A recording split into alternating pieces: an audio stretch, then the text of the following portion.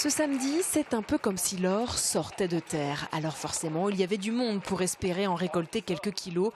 Ici, les ramasseurs d'un jour ne sont pas les Noirmoutrins qui en possèdent souvent dans leur jardin, mais bien les Vendéens d'ailleurs et surtout les touristes. J'ai découvert le ramassage de la bonote, primeur. C'est la première fois qu'on vient récolter la bonote. Ouais. C'est sympathique de reprendre les pommes de terre, après comme ça on les mange. Mais avant de les déguster, il faut les ramasser et on n'avait jamais vu autant de monde pour cette récolte si particulière.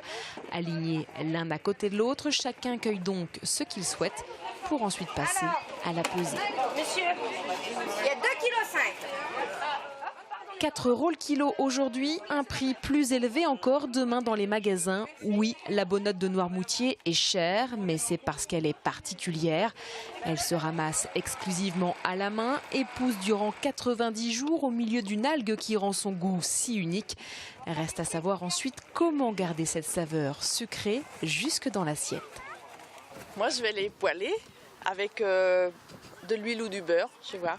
Avec un petit peu de fleur de sel, c'est un pur bonheur. On la déguste, passer au beurre, éventuellement patate bouillir. Avec la peau, parce qu'elle est très bonne. Et du beurre. Hein. Dans les assiettes de ces particuliers ou des grands chefs cuisiniers, la bonote devra se consommer dans les 15 prochains jours. Une particularité qui rend donc éphémère cette ruée vers l'or.